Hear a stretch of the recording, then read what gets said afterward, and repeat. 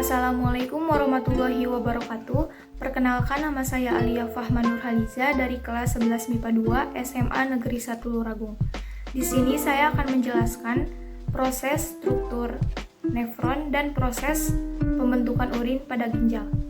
Nefron merupakan bagian terpenting pada ginjal yang fungsi utamanya adalah menyerap darah dan mengatur beberapa zat yang terlarut dalam ginjal. Hasil yang dihasilkan adalah urin yang membuat ginjal tersebut merupakan bagian ekskresi pada manusia.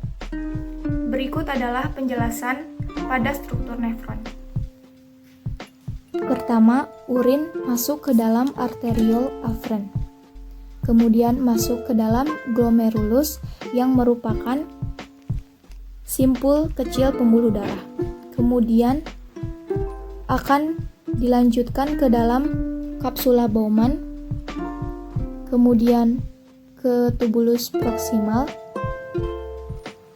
dan dilanjutkan ke bagian lengkung Henle, yang merupakan bagian melengkung ke bawah berada di antara tubulus proksimal dan tubulus distal. Kemudian urin dilanjutkan ke bagian tubulus distal. Setelah itu dilanjutkan ke bagian ductus collectivus yang merupakan saluran yang berfungsi untuk mengumpulkan urin. Kemudian urin masuk ke pelvis, ke ureter, dan yang terakhir ke kandung kemih. Selanjutnya, proses terbentuknya urin pada ginjal. Proses terbentuknya urin pada ginjal melewati 3 tahap atau 3 proses.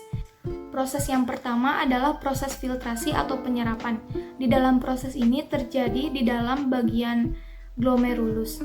Terjadi juga penyaringan darah, penyerapan kembali sel-sel darah, keping darah, protein plasma, bahan-bahan kecil yang terlarut dalam plasma. Dalam proses filtrasi ini menghasilkan yang disebut filtrat glomerulus atau urin primer yang mengandung asam amino, kalium, natrium, glukosa, dan garam-garam lainnya. Proses yang kedua adalah proses reabsorpsi atau penyerapan kembali. Dalam proses ini terjadi di dalam bagian tubulus proksimal.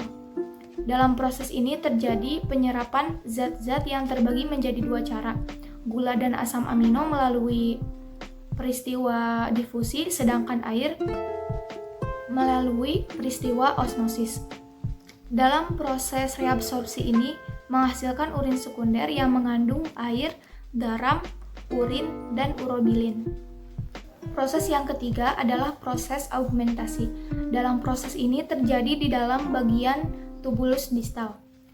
Dalam proses ini urin akan menuju ke rongga ginjal, kemudian masuk ke kantung kemih. Jika kantung kemih itu penuh dengan urin, maka dinding kantung kemih akan tertekan dan menimbulkan rasa ingin buang air kecil. Dalam proses augmentasi menghasilkan urin dari uretra.